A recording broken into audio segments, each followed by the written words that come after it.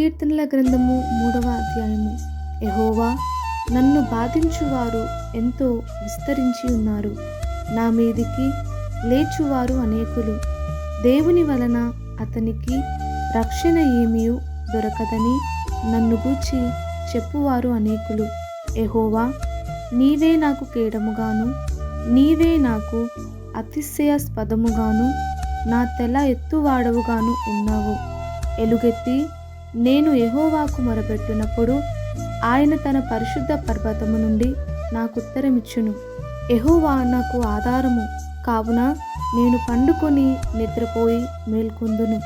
10,000 మంది దండెత్తి నా మీదికి వచ్చి మోహరించినను నేను భయపడను.